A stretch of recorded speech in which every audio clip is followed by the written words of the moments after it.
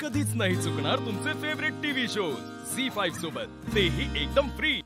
आरती मामा, हा गजरा तुम्ही गाडीतच विसरला होता. हो हो हो सॉरी. हो आदित्य बाबा, हो या ना, या आतमध्ये या. नाही नाही तुम्ही हो या या, बसा बसा बसा, या या या.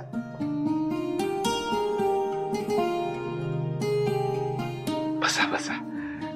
हे आमचे आदित्य साहेब, यांच्याच गाडीवर मी ड्रायव्हर आहे ना. आदित्य बाबा, ह्यो पोरग आहे. हॅलो. ह्या त्यांची आई आणि ते त्यांचे वडील. चला मी येतो. नाही नाही, अहो तुम्ही कुठं निघताय? अहो आता तोंड गोड करूनच जा. जवळ जवळ पक्क झालंय. हो. अरे वा. पारू, कॉंग्रॅच्युलेशन्स.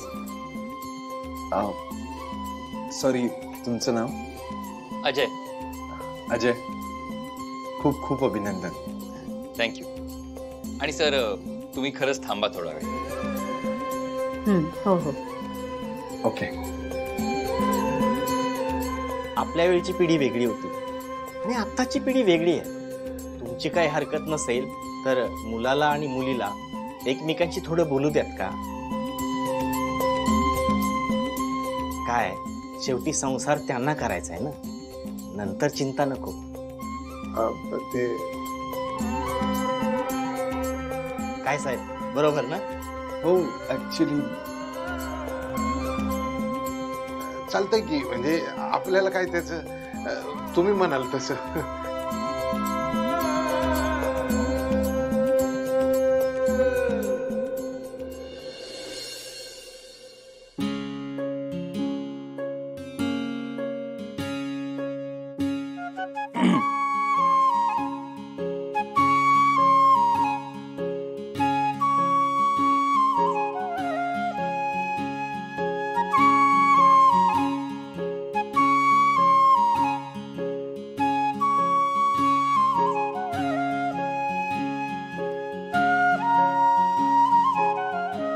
हे बघ, तुझा फोटो सगळ्या न्यूजपेपर मध्ये आला होता आणि सगळ्या न्यूज चॅनेलवर पण दिसत होता. आणि योगायोगाने आमच्या ओळखीतनच तुझं स्थळ माझ्यासाठी आलं. पारू, मी खूप लकी आहे की तू माझी बायको होणार आहेस. मी तुला प्रॉमिस देतो, मी तुला कायम सुखात ठेवेन. माझे आई बाबा, त्यांनी खूप खस्ता खाल्लेत माझ्यासाठी. दिवस रात्र काम केलं. त्यामुळे निदान आता त्यांचं उरलेलं आयुष्य त्यांनी आरामात काढावं, सुखात काढावं, यासाठी मी तिकडे दुबईला जॉब करतो. सिक्युरिटी गार्डची नोकरी आहे, पण पगार चांगला आहे. इथल्यापेक्षा 4 पट चांगला आहे. 80,000 पगार आहे मला. 80,000? हो, 80,000. पारू, मला माझ्यासारख्याच परिस्थितीत वाढलेली मुलगी हवी होती. परिस्थितीची जाण असणारी मुलगी हवी होती. मला असं मनापासून वाटतं की आपलं छान जमेल.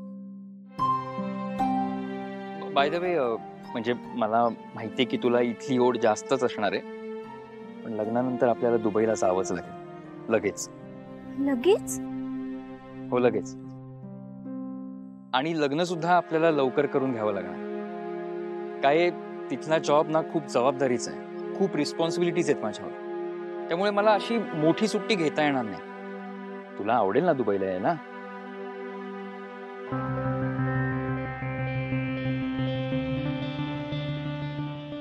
ते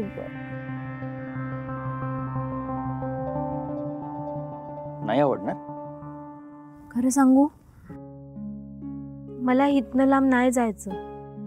लांब नाही जायचं? अगं, उलट कित्येक मुलींचं हे स्वप्न असतं की त्यांनी परदेशात जाऊन सेटल व्हावं. पण माझी नाही. मला माझ्या अहिल्या मॅडमची मनापासून सेवा करायची आहे.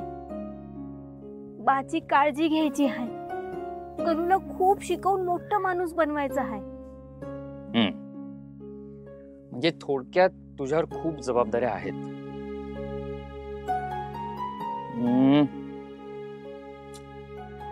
एक काम करू, लग्नानंतर तुझ्या धाकट्या भावाची जबाबदारी मी घेतो आणि तुझ्या बाबांची सुद्धा.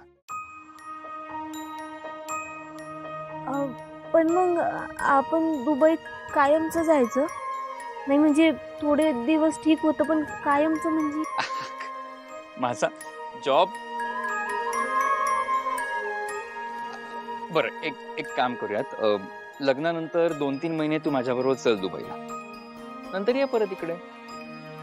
परत तिकडं म्हणजे तुमच्या आई बाबांबरोबर मी राहायचं का? तुला जसं योग्य वाटेल तसं कर. समजा त्यांच्याबरोबर राहायचं असेल तर ते कर, नाहीतर माझ्याकडे ये दुबईला, चालेल? बरं, फक्त आपल्याला लग्न 2 आठवड्यात उरकून घ्यायला लागेल. ऍक्च्युली माझी सुट्टी फार म्हणजे संपते माझी सुट्टी, त्यामुळे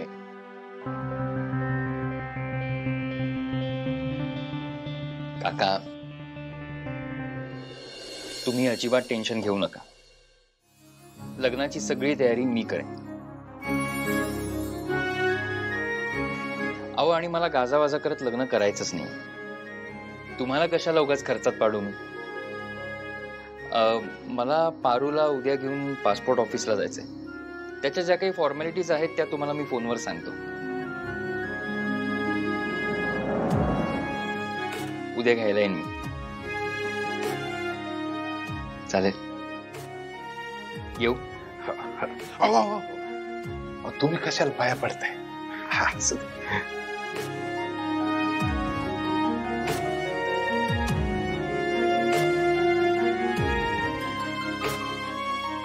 या, लग्नाला या नक्की. कॉंग्रॅच्युलेशन. थँक्यू.